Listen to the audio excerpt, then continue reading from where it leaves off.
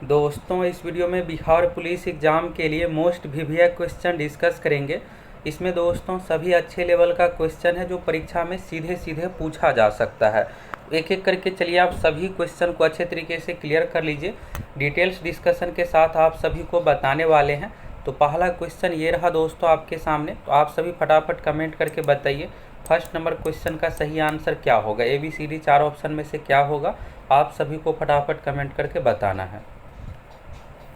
यहाँ पर जो क्वेश्चन है दोस्तों, विश्व का प्रथम नगर जहाँ पर परमाणु बम गिराया गया था, तो कौन सा नगर है जहाँ पर परमाणु बम गिराया गया था।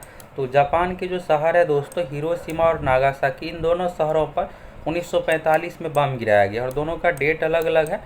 6 अगस्त 1945 को हिरोशिमा पर गिराया गया था और 9 अगस्त को नागासाकी पर। तो क्वेश्चन के अनुसार इसका सही आंसर जो हो जाएगा हिरोशिमा हो जाएगा। आपको डेट के साथ याद रखना है। बिहार पुलिस दरोगा एग्जाम में अलग अलग तरीके से ये कई बार क्वेश्चन पूछा गया, जिसमें कई बार बम का नाम डेट पूछ दिया जाता है, पहला शहर दूसरा शहर, इस तरह से। नागासाकी पर जो गिराया गया 9 अगस्त को, और ये दोनों जो शहर है जापान का ही शहर है। परमाणु बम गिराया गया था और इसमें जो प्रयोग हुआ था हिरोशिमा पर 6 अगस्त 1945 को जो गिराया गया था, इसमें यूरेनियम का प्रयोग हुआ था। तो डेट के साथ आप याद कर लीजिएगा। तो चलिए इसका सही आंसर हो गया हिरोशिमा। अब चलिए अगला क्वेश्चन आप सभी देखिए। अगला है निम्नलिखित में से कौन सा एक प्राकृतिक पारितंत्र नहीं है। ये दोस्तों अलग अलग तरीके से, कई बार कृत्रिम, प्राकृतिक, अलग अलग तरीके से कई बार दरोगा बिहार पुलिस अलग अलग परीक्षाओं में पूछा गया है। तो इसको आप अच्छे से क्लियर कर लीजिए और यहाँ पर चारों ऑप्शन को पहले तो आप देख लीजिए।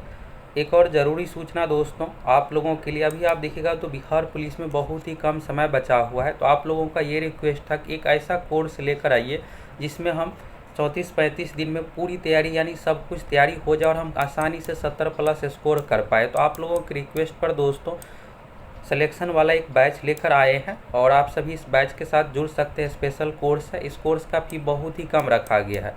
ये नहीं है कि फ़ी के कारण से आप सभी ज्वाइन नहीं कर पाइएगा, फ़ी बहुत कम रखा गया है। तो एक बार आप सभी एप्लीकेशन से जुड़ करके देख लीजिए। सक्सेस प्लैनेट एप्लीकेशन पर कोर्स है और आप लोगों को एग्ज़ाम में देखिएगा तो लगभग 1 महीने का समय है, 35-40 दिन का समय है। तो इतनी बेहतरीन तैयारी हो जाएगी कि आसानी से आपका रिजल्ट हो जाएगा। और सभी विषय की साथ ही टॉप 1500 PDF भी इसमें आप लोगों को दे देंगे। क्वेश्चन बैंक का 1 लाइनर, दरोगा वाला नोट, सब कुछ आप लोगों को मिलने वाला है। फटाफट आप सभी को जुड़ जाना है। अगला यहाँ पर देखिएगा निम्नलिखित में से कौन सा एक प्राकृतिक पारितंत्र नहीं है। तो देखिए चीज़ें जो होता है दोस्तों दो तरह के, एक होता है प्राकृतिक, दूसरा होता है कृत्रिम। प्राकृतिक का मतलब होता है जो प्रकृति यानी भगवान बनाया है, कृत्रिम का मतलब होता है मानव बनाया है। तो प्राकृतिक पारितंत्र नहीं है। इसमें से देखिएगा वन, नदी, रेगिस्तान, ये तीनों चीज़ क्या है, भगवान के द्वारा बनाया गया, मनुष्य तो बनाया नहीं है। वन, नदी, रेगिस्तान। लास्ट ऑप्शन देखिएगा बगीचा। तो बगीचा जो है दोस्तों, बगीचा में क्या करते हैं, फूल पेड़ पौधे इस तरह से लगाते हैं। तो ये क्या है कि मानव निर्मित है, यानी कृत्रिम है। अब यहाँ पर क्या होगा कि ऑप्शन अलग अलग तरीके से रहता है। धान का खेत इसके जगह पर रहेगा तो धान की रोपनी कौन करते हैं, मनुष्य करते हैं। साथ ही दोस्तों तालाब कई बार रहता है। तो अगर देखिए ऑप्शन में धान का खेत तालाब रहेगा तो धान का खेत में आंसर देना है। अगर ये ना रहे तो तालाब में आंसर दीजिएगा। अब तालाब भी दो तरह से होता है, वैसे मैक्सिमम तालाब जो है मानव निर्मित या कुछ प्राकृतिक भी तालाब होता है। तो ये हो गया इस तरह से। तो धान का खेत, बगीचा, तालाब, ये सब जो है कृत्रिम है। दरोगा PT में पिछली बार ये तालाब से रिलेटेड पूछा गया था कि कौन सा कृत्रिम पारितंत्र है। तो ये क्लियर हो गया यहाँ से। प्राकृतिक मतलब जो भगवान बनाया है, कृत्रिम मतलब जो मनुष्य बनाया है। तो यहाँ से ऑप्शन से आपको इसका आंसर बगीचा हो जाएगा। अगला है निम्नलिखित में से कौन सा खाद्य फसल नहीं है। अब यहाँ पर देखिएगा तो खाद्य को आप खाद मत समझिएगा, उर्वरक मत समझिएगा। यहाँ पर खाद्य का मतलब होता है खाने पीने का चीज़, और खाद जो खेतों में देती है अलग चीज़ है, उसको उर्वरक हिंदी में कहा जाता है। तो खाद्य का मतलब होता है खाने का चीज़। तो खाद्य फसल में जो है दोस्तों चावल, गेहूं और मकई तीनों चीज़ है। लेकिन चाय क्या है कि चाय, आप सोच रहे होंगे कि चाय भी तो यहाँ पर यूज ही करते हैं मनुष्य। तो चाय जो है पेय पदार्थ के अंतर्गत है। चाय कॉफ़ी क्या है, पेय है, यानी हम लोग पीते हैं।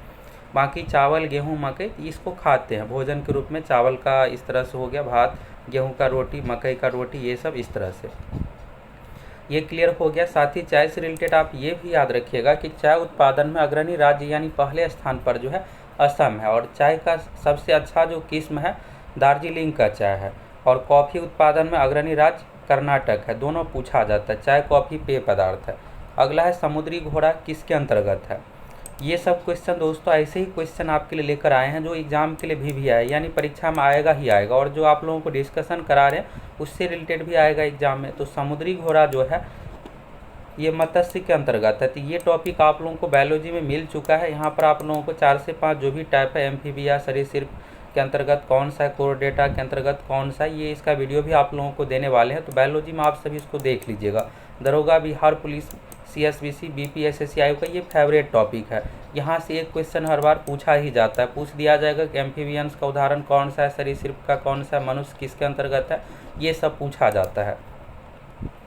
आप लोगों को जो टॉप 1500 PDF मिला है उसमें ये सब आप लोगों को दे दिए हैं। अब यहाँ पर करेंट अफेयर से रिलेटेड क्वेश्चन, अब ये देखिएगा तो आज से 1.5 साल 2 साल पहले, कब आप सोच रहे होंगे कि एक ही साल का पूछा जाता है, तो ऐसा नहीं है। कुछ ऐसे भी करेंट अफेयर्स होते हैं दोस्तों जो 2-2 ढाई साल तक पिछला भी पूछा जाता है। अब इसका पूछने का रीज़न है, यहाँ पर देखिएगा तो भारतीय ओलंपियन नीरज चोपड़ा ने कितने मीटर की दूरी को थ्रो करके स्वर्ण पदक जीता। तो आप सभी को पता होगा कितने ज़्यादा ये न्यूज में रहा है। टोक्यो ओलंपिक 2020 वाला जो आयोजन हुआ है 2021 में, कोरोना के कारण से 2020 में इसका आयोजन नहीं हुआ था। तो 2021 में जो हुआ है टोक्यो यानी जापान की राजधानी टोक्यो में इसका आयोजन हुआ है, और अगला 2024 का कहाँ होगा, फ्रांस की राजधानी पेरिस में। तो ये भी याद रखना है। इसमें भारत को जो गोल्ड मेडल मिला था दोस्तों एक, इसके बाद देखिएगा आप यहाँ पर मेडल भी पूछा जाएगा। 2 मिला है सिल्वर मेडल यानी कि रजत, 1 हो गया स्वर्ण, 2 रजत, और 3 यहाँ पर 4 जो है ब्रॉन्ज मिला है यानी कि कांसा यहाँ पर मिला है। तो इस तरह से टोटल मेडल जो मिला है 7 मेडल मिला है, जिसमें से 1 यहाँ पर गोल्ड है, 2 यहाँ पर सिल्वर है और 4 ब्रॉन्ज है। तो नीरज चोपड़ा को जो गोल्ड मेडल मिला है दोस्तों भाला फेंक से संबंधित, और भाला फेंक में कितना दूरी फेंका था, तो ये दूरी भी आपसे पूछा जाएगा। तो इसको आपको अच्छे से रट लेना है। यहाँ पर 87.58 मीटर होगा, ये आप अच्छे से इसको याद रख लीजिएगा। 87.58 मीटर यानी 87.5। तो ऐसा ऑप्शन आपको एक ही देखने को मिलेगा। 87 भी आपको याद रहेगा तभी बना लीजिएगा, लेकिन एक्यूरेट वैल्यू के साथ याद रखिएगा तो बेहतर रहेगा। अगला है संयुक्त राष्ट्र संघ का महासचिव कौन है। तो संयुक्त राष्ट्र संघ का महासचिव से रिलेटेड ये क्वेश्चन है।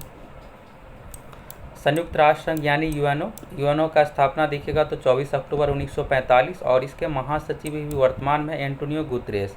ये पुर्तगाल देश के रहने वाले, देश का नाम भी पूछा जाता है। अगला है महाविभास के लेखक कौन है। तो महाविभास के जो लेखक है दोस्तों वसुमित्र है, वसुमित्र इसका आंसर हो जाएगा। अगला देखिएगा बेकिंग सोडा है, बेकिंग सोडा है सोडियम, यहाँ पर आपको कार्बोनेट बाइकार्बोनेट में से आपको चूज करना है। तो ये देखिएगा तो पिछली बार फायरमैन एग्जाम में पूछा हुआ क्वेश्चन है। तो बेकिंग सोडा जो कहा जाता है खाने वाला सोडा, और इसका रासायनिक सूत्र जो होता है NaHCO3 होता है, यानी सोडियम बाइकार्बोनेट होता है। बाइकार्बोनेट आंसर हो जाएगा। और धोने वाला सोडा का होता है दोस्तों sodium carbonate, Na2CO3 × 10H2O। Sodium carbonate हो गया धोने वाला सोडा, जिसको कपड़ा में धोने के लिए प्रयोग करते हैं। बेकिंग सोडा खाना में प्रयोग किया जाता है। अगर आपको कोई भी पकवान बनाना है तो उसमें जो सोडा मिलाते हैं तो यही बेकिंग सोडा होता है। अगला है यहाँ पर कार्बन देखिएगा तो C यहाँ पर 14 है, और इसके बाद नाइट्रोजन N14 उदाहरण है। ये जो है दोस्तों यहाँ पर देखिए कोई भी तत्व है तो तत्व को अगर नीचे में जो होता है ये परमाणु संख्या हो तो ऊपर में होता है परमाणु भार, तो ये हो गया। और इसमें आप देखिएगा N यानी नाइट्रोजन हो गया, परमाणु संख्या 7 है, ऊपर में 14 यहाँ पर परमाणु भार है। तो आपको यहाँ पर देखिएगा तो परमाणु संख्या दोनों का अलग अलग है, कार्बन का 6 होता है, नाइट्रोजन का 7 होता है, लेकिन दोनों का भार क्या है कि 14 है। तो ये जो उदाहरण होता है समभारिक का होता है। समभारिक में क्या होता है कि परमाणु भार समान होता है, तो ये समभारिक का उदाहरण है। तो ये सब आपको देख करके जाना है। समस्थानिक, समभारिक, सम इलेक्ट्रॉनिक, ये पूछा जाता है एग्जाम में, एक क्वेश्चन यहाँ से आएगा। तो ये सब आप लोगों को वीडियो नोट्स सारा कुछ मिल ही चुका है, और आप लोगों को वीडियो भी एप्लीकेशन पर इसका 1-2 दिनों में मिल जाएगा ये सब टॉपिक का। तो आप सभी अच्छे से कंप्लीट करके जाइएगा, जिससे आपको कोई भी क्वेश्चन ना छूटे। अगला है जनगणना 2011 के अनुसार बिहार का लिंगानुपात क्या थी। अब बिहार जीके से रिलेटेड क्वेश्चन दोस्तों अगर 3 से 4 क्वेश्चन आता है, 2 से 3 क्वेश्चन आपको बिहार की जनगणना से रिलेटेड ही देखने को मिलेगा, जिसमें बिहार का साक्षरता दर, लिंगानुपात, जनसंख्या घनत्व, यही सब पूछा जाता है। तो बिहार में जो लिंगानुपात है दोस्तों 916 नहीं है, 918। इसको कैसे याद रखिएगा, ध्यान ये रखिएगा कि 18 साल क्या है, यहाँ पर देखिएगा बिहार पुलिस या कोई भी जॉब या फिर वोट देने के लिए मिनिमम एज का जो कंडीशन 18 साल, 18 साल से पहले नाबालिग कहलाता है और 18 साल बालिग। तो इसमें 918 होता है, 916 नहीं होता है। और बाल लिंगानुपात यानी कि शिशु लिंगानुपात में 0 से 6 ईयर को काउंट किया जाता है। ये भी बिहार पुलिस में पूछा गया था, शिशु लिंगानुपात में कितना उम्र काउंट होता है, 0 से 6 साल। तो ये जो है दोस्तों 935 है शिशु लिंगानुपात और 918 हो गया लिंगानुपात। अगला है यहाँ पर संज्ञा शब्द जहर में इला प्रत्यय जोड़ने से कौन सा विशेषण बनेगा। प्रत्यय जो होता है लास्ट में जुड़ता है, उपसर्ग होता है शुरू में। तो यहाँ पर देखिएगा जहर है तो जहर में इला जोड़िएगा तो ई हो गया ला, तो जहरीला हो जाएगा। तो जो कि दिया हुआ है बी ऑप्शन में जहरीला इसका आंसर हो जाएगा। ये सब वीडियो आप लोगों को मिल चुका है, इसको आप अच्छे तरीके से क्लियर कर लीजिएगा, प्रत्यय वाला टॉपिक, उपसर्ग वाला टॉपिक। अगला है फणीश्वर नाथ रेणु द्वारा रचित है। तो यहाँ पर देखिएगा पहले नंबर पर है सूखी नदी का पुल। तो ये जो है रामधारी सिंह दिनकर द्वारा रचित है। इसके बाद है लाल पानी का बेगम। तो लाल पानी का बेगम है फणीश्वर नाथ रेणु द्वारा रचित है, ये सही आंसर हो जाएगा। अगला यहाँ पर देखिएगा आप दो बैलों की कथा। तो दो बैलों की कथा के जो लेखक है प्रेमचंद है, जिसमें हीरा मोती के बारे में है, बैलों से रिलेटेड। इसके बाद है उसने कहा था। तो उसने कहा था कि जो लेखक है दोस्तों चंद्रधर शर्मा गुलेरी उसने कहा था कि लेखक है। इस तरह से हो गया इसका सही आंसर लाल पानी का बेगम फणीश्वर नाथ रेणु, बिहार से ही रिलेटेड है कवि।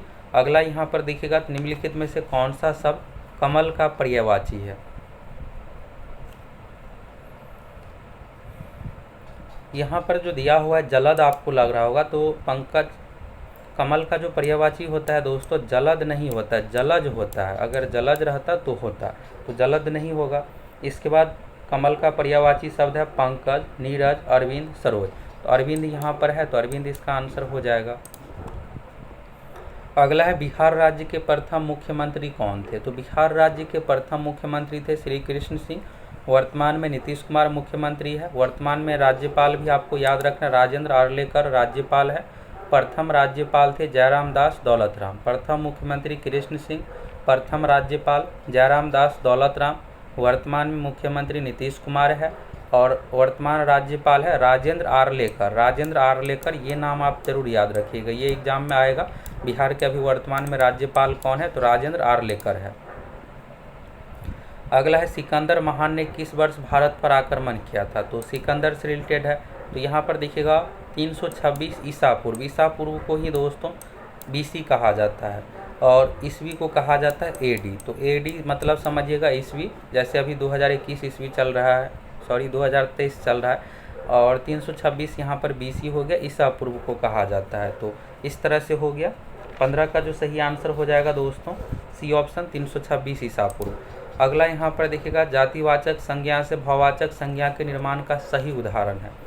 तो जातिवाचक से भाववाचक। अब देखिए जातिवाचक जैसे हुआ क्या, अब गंगा की बात करिएगा दोस्तों, तो गंगा एक नदी का नाम है, तो ये जो है व्यक्तिवाचक है। लेकिन यहीं पर नदी का प्रयोग कीजिएगा तो नदी क्या हो गया कि एक जातिवाचक, पूरे नदी में जितने भी गंगा, यमुना, सरस्वती, जितने भी तरह की नदी है सभी आ गया। इसी तरह से बात करते हैं मनुष्य। तो मनुष्य यहाँ पर क्या है, जातिवाचक है। लेकिन किसी एक व्यक्ति का नाम राम मोहन सोहन कहिएगा तो ये क्या हो जाता है, व्यक्तिवाचक हो जाता है। तो यहाँ पर लड़का है, तो लड़का जो है दोस्तों जातिवाचक है। लेकिन लड़का में अगर कोई राम है, श्याम है, इस तरह से नाम है तो वो हो जाएगा व्यक्तिवाचक। और लड़का से लड़कपन यहाँ पर बन गया है। इसी तरह से बूढ़ा से बुढ़ापा एक अवस्था हो गया, भाववाचक का उदाहरण होता है। तो ये लड़कपन जो क्या हो गया, भाववाचक हो गया, लड़का जातिवाचक। तो ये वाला सही आंसर हो, बाकी सभी देखिएगा तो है ही नहीं उस तरह का। अगला यहाँ पर अमेरिका, कनाडा, डेनमार्क, ब्रिटेन, पुर्तगाल, फ्रांस, बेल्जियम, हॉलैंड, लग्जमबर्ग, तुर्की और ग्रीस ने एक सैनिक संधि की जिसे कहा जाता है। तो यहाँ पर आपको ये नाम जरूर याद रखिएगा, अमेरिका, कनाडा, डेनमार्क, ब्रिटेन, पुर्तगाल, फ्रांस, ये सब देखिएगा जितने लगभग पावरफुल देश है सभी है नाटो के अंतर्गत। और अभी देखिएगा रूस यूक्रेन युद्ध का जो पराग कारण है यही नाटो से संबंधित देखिएगा। तो यूक्रेन क्या चाह रहा था कि हम नाटो में मिले, इसी कारण से देखिएगा रूस यूक्रेन युद्ध का बड़ा कारण यही है। तो नाटो का जो मुख्यालय है दोस्तों ब्रुसेल्स है, मुख्यालय आपसे पूछा जाएगा। तो नाटो का मुख्यालय ब्रुसेल्स यानी बेल्जियम की राजधानी ब्रुसेल्स है। और इसकी स्थापना कब हुई थी? तो 4 अप्रैल 1949 को। वर्ष भी पूछा जाएगा क्योंकि नाटो बहुत ज़्यादा अब न्यूज में रहता है अभी हाल फिलहाल में, इस कारण से।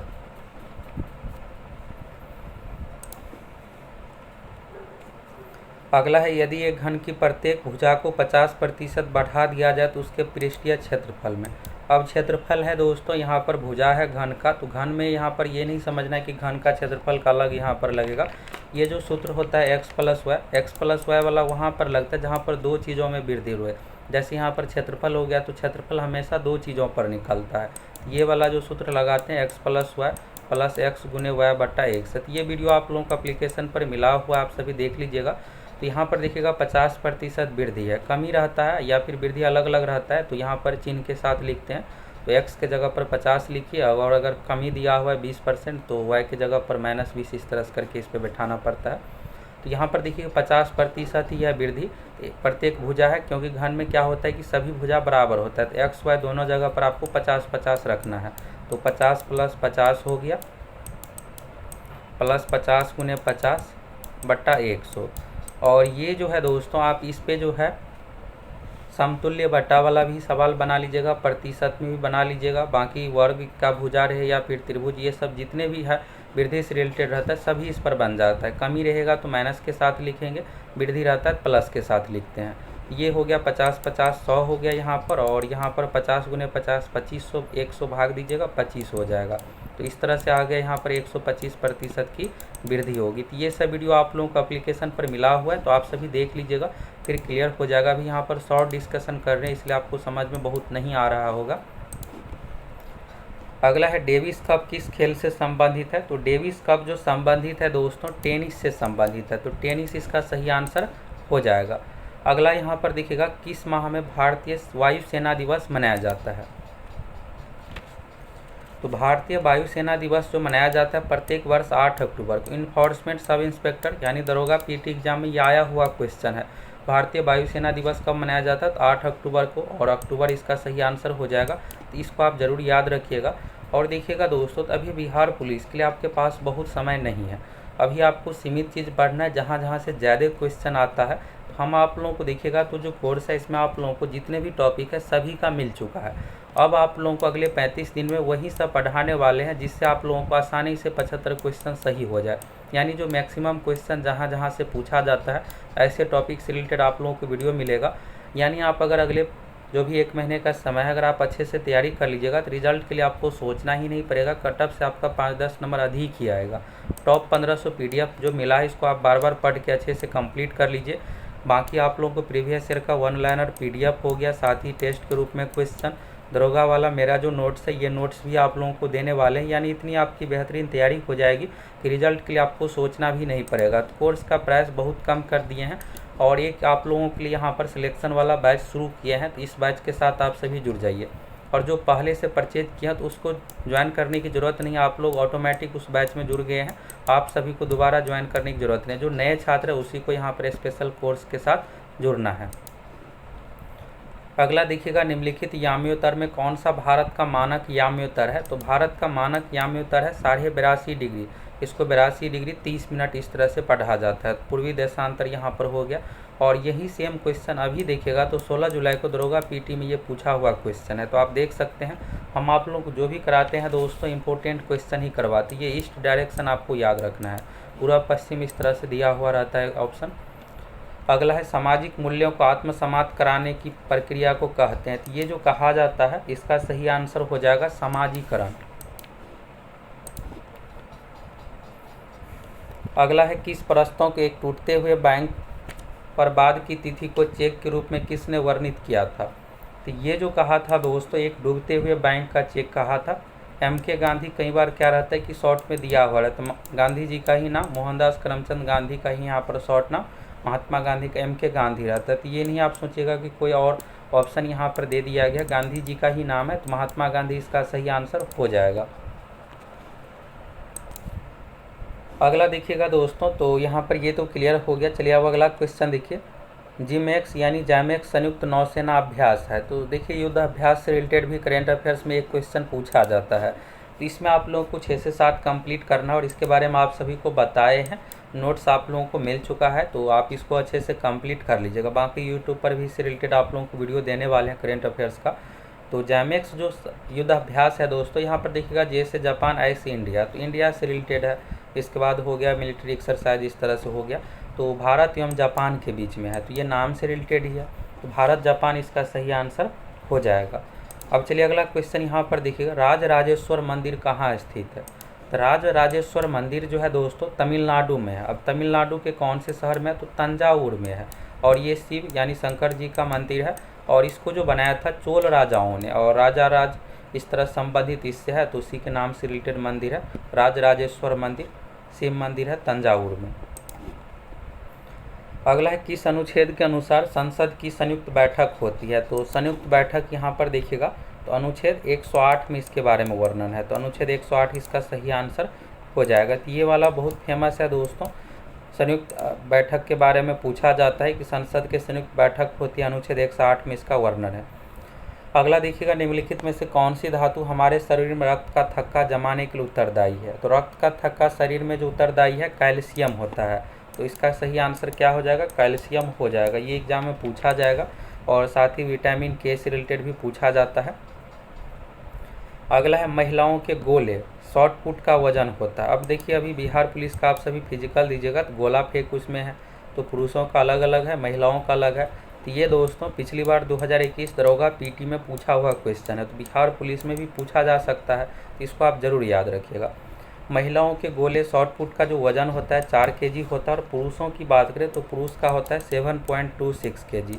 ये दोनों आप जरूर याद रखिएगा ना, 7.26 हो गया पुरुष का और महिला का होता है 4 kg। अगला, भारतीय मानक समय रेखा कहाँ से नहीं गुजरती। अब देखिए शुरू में आप देखिए 82.5 डिग्री से संबंधित था, और यहाँ पर भारतीय मानक रेखा कहाँ से नहीं गुजरती, ये भी दोस्तों एग्जाम के लिए भिभिया क्वेश्चन है। ये जो गुजरती है 5 राज्यों से, जिसमें से पहला हो गया उत्तर प्रदेश, दूसरा हो गया मध्य प्रदेश, तीसरा हो गया छत्तीसगढ़, और चौथा यहाँ पर हो गया उड़ीसा यानी यूडी, और पाँचवा यहाँ पर आंध्र प्रदेश हो गया।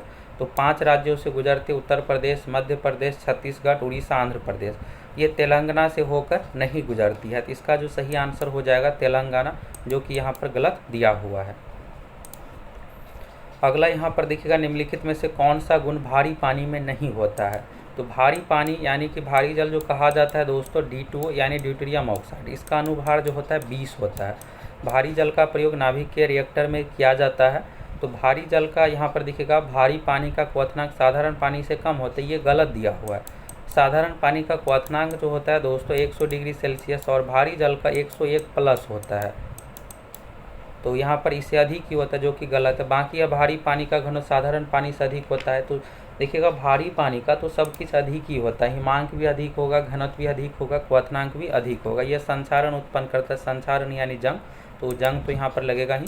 पहला वाला जो सही है ये गलत है, भारी पानी से कम नहीं अधिक होता है यहाँ पर, तो ये क्लियर हो गया, जो कि यहाँ पर गलत दिया हुआ था, ये सही नहीं है।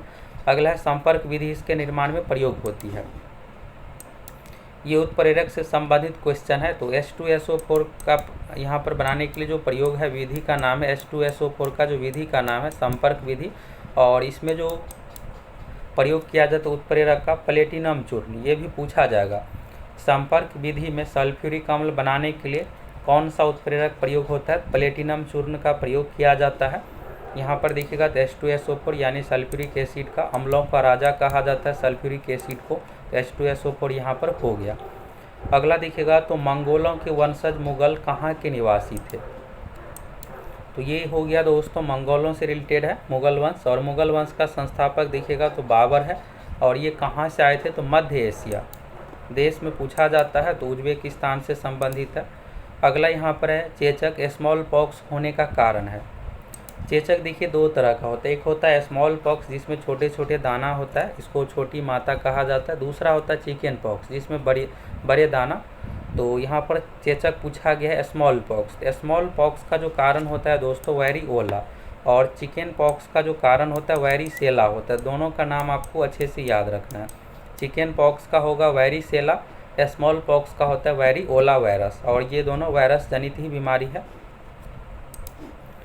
अगला यहाँ पर है, निम्नलिखित में से कौन सा स्कर्वी रोग के इलाज में उपयोगी है। स्कर्वी रोग जो होता है दोस्तों विटामिन सी की कमी से, तो किसके कमी से होगा, आंवला से। तो यानी आंवला अगर आप खाते हैं तो शरीर में विटामिन सी मिलेगा तो इसका उपचार होगा। आंवला के अलावा संतरा में भी विटामिन सी होता है। और विटामिन डी की कमी से जो होता है रिकेट्स रोग, इसको सूखा रोग भी कहा जाता है।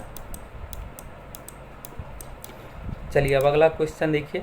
अगला है, बेलारूस देश की राजधानी है। तो बेलारूस देश की राजधानी जो है दोस्तों मिन्स्क है। और इसके मुद्रा, तो मुद्रा जो है रूबल है,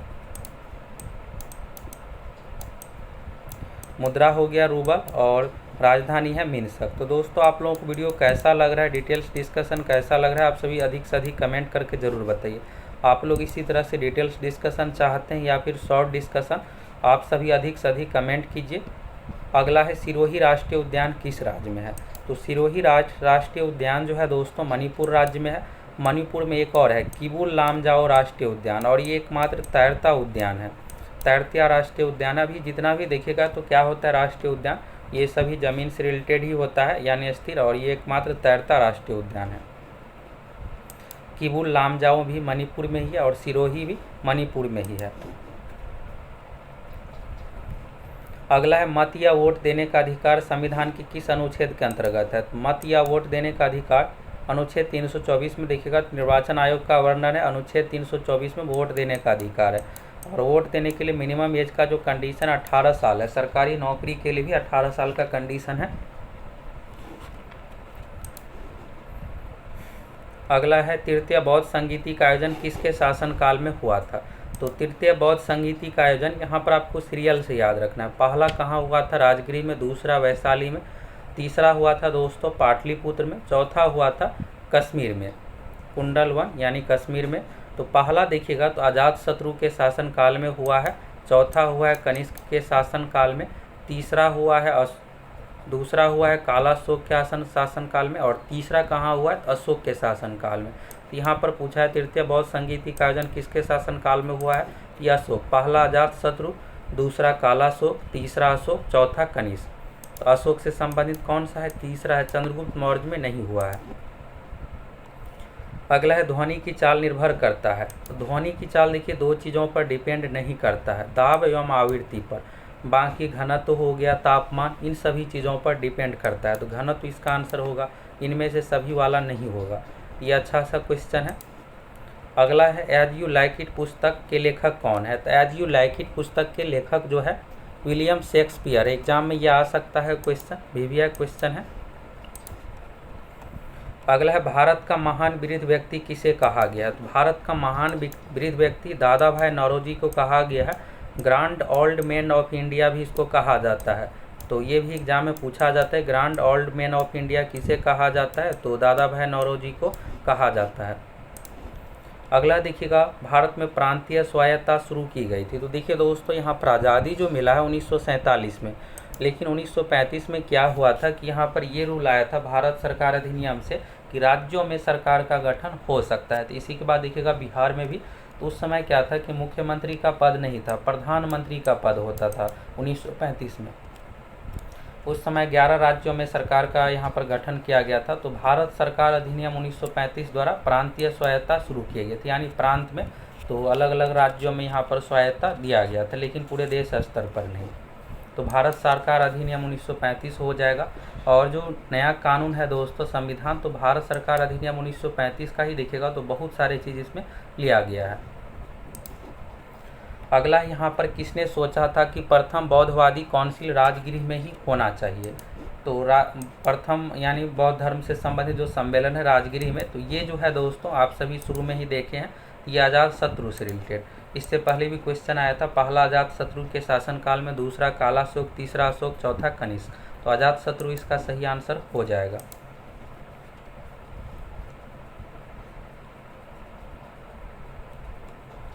अगला है, 1530 में दक्षिण बिहार का वास्तविक शासन कौन बना। तो 15 से 30 में दक्षिण बिहार का वास्तविक शासक जो बना है, 44 नंबर का जो सही आंसर हो जाएगा शेर खां। शेर खां को ही शेरशाह सूरी कहा जाता है, और इसका ओरिजिनल नाम देखिएगा तो फरीद खां।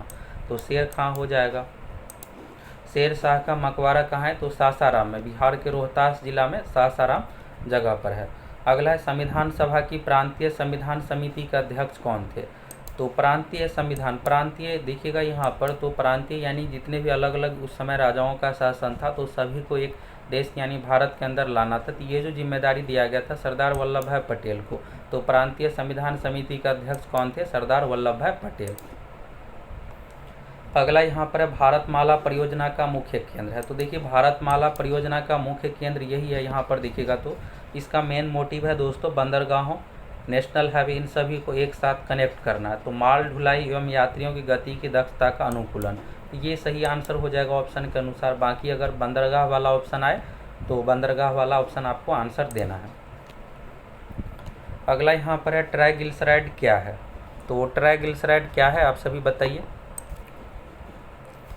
ट्राइग्लिसराइड क्या है। तो ट्राइग्लिसराइड जो होता है दोस्तों ये कोलेस्ट्रॉल के अंतर्गत ही है। कोलेस्ट्रॉल में 3 चीज़ें होता है, पहला होता है HDL यानी अच्छा वाला कोलेस्ट्रॉल, दूसरा होता है LDL, तीसरा होता है ट्राइग्लिसराइड। ट्राइग्लिसराइड को एक तरह से आप चर्बी समझिए, फैट समझिए, ये शरीर में जमा होता है। तो ये जो है दोस्तों वसा है, फैट पूरी तरह से है, इसमें प्रोटीन कार्बोहाइड्रेट ये सब कुछ भी नहीं है और ये शरीर के लिए बहुत ही हानिकारक होता है। ट्राइग्लिसराइड का लेवल शरीर में नहीं बढ़ना चाहिए। तो ये हो गया यहाँ पर वसा का उदाहरण है। चलिए अब अगला क्वेश्चन देखिए, आज़ादी के बाद भाषा के आधार पर भारत के राज्यों का पुनर्गठन किस वर्ष हुआ। आज़ादी के बाद भाषा के आधार पर भारत के राज्यों का पुनर्गठन जो हुआ है दोस्तों 1956 में राज्य पुनर्गठन आयोग का गठन किया गया था। लेकिन भाषा के आधार पर पहला राज्य 1953 में कौन बना है, तो आंध्र प्रदेश बना है। और 1956 में यहाँ पर पुनर्गठन आयोग का गठन हुआ है। तो 1956 इसका आंसर होगा। और ये भी पूछा जाता है कि पहला राज्य कौन सा बना है, तो 1953 में आंध्र प्रदेश राज्य बना है। अब यहाँ पर मैथ का क्वेश्चन है, नॉर्मल क्वेश्चन, इसका आंसर बताइए क्या होगा, 1 से 50 के बीच में कितनी अभाज्य संख्याएँ आती है। और आप सभी दोस्तों कमेंट नहीं करते हैं, अधिक से अधिक कमेंट कीजिए आप लोगों को वीडियो कैसा लगता है। बाकी आप लोग डिटेल्स डिस्कशन चाहते हैं या शॉर्ट डिस्कशन, देखिए डिटेल्स डिस्कशन आप लोगों को करवाते हैं जिससे आपको मैक्सिमम चीज़ों के बारे में पता चले। अगर आप पहले से जानते हैं तो उसका रिवीजन हो जाए और आपको एग्जाम में क्वेश्चन गलत ना हो, इसलिए हम आप लोगों के लिए डिटेल्स डिस्कशन लेकर आते हैं। तो इसलिए आप सभी वीडियो को अधिक से अधिक लाइक कीजिए, कमेंट करके बताइए आप लोगों को वीडियो कैसा लग रहा है। तो यहाँ पर दोस्तों देखिएगा 1 से 50 के बीच में कितनी संख्याएं आती है, अभाज्य संख्या। तो अभाज्य संख्या पहली संख्या जो है 2 है। अभाज्य संख्या का मतलब ये है जो किसी दूसरे से विभाज्य ना हो। तो 2, 3, 5, 7, 9 जो है दोस्तों अभाज्य संख्या नहीं है क्योंकि 9 3 से विभाज्य है। 7 के बाद 11, 13, 17, 23, 29, इस तरह से 19 भी है। 17, 19, 23, 29, 31, 37, 41, 43, 47। तो लास्ट वाला देखिएगा तो इस तरह से 43 आएगा, 47 आएगा। तो इसमें देखिएगा टोटल जो संख्या 15 है। तो 1 से लेकर के 50 तक 15 संख्या है और 1 से लेकर के 100 तक अभाज्य संख्या टोटल कितना है, तो 25 है। ये दो एग्जाम में सीधा सीधा पूछ दिया जाएगा। और ये भी पूछा जाता है कि प्रथम 10 अभाज्य संख्याओं का औसत क्या होगा। तो 10 तक संख्या इस तरह से लिख लीजिए, किसी में डॉट रहे, जैसे 15 में डॉट हो तो 15 क्या है, 3, 5 विभाज्य है तो ये नहीं आएगा। तो यहाँ पर 13 के बाद 17, 19, इस तरह से आप लिखते जाइए और सभी को जोड़ करके फिर जितना टोटल संख्या उससे भाग दे करके आप औसत निकाल सकते हैं। तो औसत वाला यहाँ से पूछा जाता है एग्जाम में। तो इसका जो सही आंसर हो जाएगा 15 हो जाएगा। अब चलिए लास्ट क्वेश्चन, इसका आंसर बताइए। एक वस्तु का भार पृथ्वी की सतह पर, इसका आंसर क्या होगा। अभी देखिए दोस्तों आपके पास बहुत समय नहीं बचा हुआ है तो ज़्यादा आप एक्स्ट्रा चीज़ों को पढ़ने पर ध्यान नहीं दीजिए, रिवीजन अच्छे से कीजिए। और अभी आपको बेनिफिट यही मिलेगा कि जो यहाँ पर फिक्स टॉपिक है जहाँ से मैक्सिमम क्वेश्चन आते हैं तो वही सब पढ़िए। अभी हम आप लोगों को देखिएगा तो लगभग 1 महीने का समय बचा हुआ है तो आप लोगों को फिक्स टॉपिक जहाँ से मैक्सिमम क्वेश्चन आता है यही सब आप लोगों को तैयारी करवाने वाले हैं, जिससे आप कट ऑफ सीमा को आसानी से पार कर पाए, यानी 17+ पार कर पाए। तो अगर आप बेहतरीन तैयारी करना चाहते हैं और चाहते हैं कि आसानी से रिजल्ट हो जाए तो फटाफट आप सभी स्पेशल कोर्स के साथ जुड़ सकते हैं। प्राइस बहुत ही कम रखे हैं और आप लोगों को अगले 35 दिन में इतनी बेहतरीन सभी चीज़ों की तैयारी करवा देंगे कि रिजल्ट के लिए आपको सोचना नहीं पड़ेगा। कट ऑफ से 5-10 नंबर अधिक ही आएगा, यानी हर हाल में आपका रिजल्ट हो जाएगा। और इसमें दोस्तों आपको टॉप 1500 PDF, इसके बाद प्रीवियस ईयर क्वेश्चन का 1 लाइनर PDF। पिछली बार मेरा दरोगा में जो सिलेक्शन हुआ था तो मेरा वाला जो दरोगा वाला नोट्स है ये नोट्स भी आप लोगों को देने वाले हैं। हार्ड वाला जो क्वेश्चन है ये सब आपको यहाँ से कंप्लीट हो जाएगा। इतनी बेहतरीन तैयारी आपको हो जाएगा कि रिजल्ट के लिए आपको सोचना नहीं पड़ेगा। तो फटाफट आप सभी जुड़ सकते हैं। इसके लिए दोस्तों आपको सक्सेस प्लैनेट एप्लीकेशन का लिंक दिया हुआ है कमेंट सेक्शन में, जाइए इंस्टॉल कीजिए, लॉगिन कीजिए, कोर्स का बैनर दिखेगा नया वाला कोर्स का, और आप सभी जुड़ सकते हैं। जो स्टूडेंट पहले से कोर्स परचेज किए हैं उसको जुड़ने की ज़रूरत नहीं है, आप सभी को ऑटोमेटिक उस कोर्स के साथ ऐड कर दिए हैं। तो यहाँ पर देखिएगा लास्ट वाले क्वेश्चन में, एक वस्तु का भार पृथ्वी की सतह पर मापने पर 100 न्यूटन आता है, उसका भार चंद्रमा की सतह पर मापने पर कितना होगा। पिछले जो वीडियो आप लोगों को डिस्कशन करवाए थे उसमें भी ये बताए थे, तो उसमें क्वेश्चन अलग था लेकिन इसी पैटर्न पर था। भार का सूत्र क्या होता है, डब्लू गुने भार, डब्लू बराबर होता है एम गुने जी। एम यहाँ पर द्रव्यमान है, जी है गुरुत्वीय त्वरण। द्रव्यमान कहीं भी चेंज नहीं होता है, पृथ्वी पर रही या फिर चंद्रमा अंतरिक्ष कहीं जाइएगा तो द्रव्यमान सेम होता है, लेकिन जी का मान जगह के अनुसार बदलता है। जो चंद्रमा पर जो होता है दोस्तों जी का मान पृथ्वी पर के जी का मान का 1/6 होता है, इसमें भी भार क्या हो जाएगा 1/6 हो जाएगा, W/6 हो जाएगा। तो यहाँ पर 100 न्यूटन है पृथ्वी पर, तो चंद्रमा पर क्या हो जाएगा 100/6। इसी को सॉल्व कीजिएगा तो 2 से कटने के बाद क्या हो जाएगा 50/3 न्यूटन। भार का ऐसा मात्रक न्यूटन होता है, बल का भी ऐसा मात्रक न्यूटन ही होता है। तो इस तरह से आपको ये बनाना था। ये न्यूमेरिकल हो गया गतिज ऊर्जा वाला। तो हम आप लोगों को वीडियो में न्यूमेरिकल भी इसलिए शामिल करते हैं कि बिहार पुलिस में दोस्तों न्यूमेरिकल भी क्वेश्चन पूछा जाएगा, 2-3 क्वेश्चन आएगा, तो आप सभी आसानी से बना लीजिएगा। बाकी इससे रिलेटेड वीडियो भी आप लोगों को सब कुछ मिलने वाला है।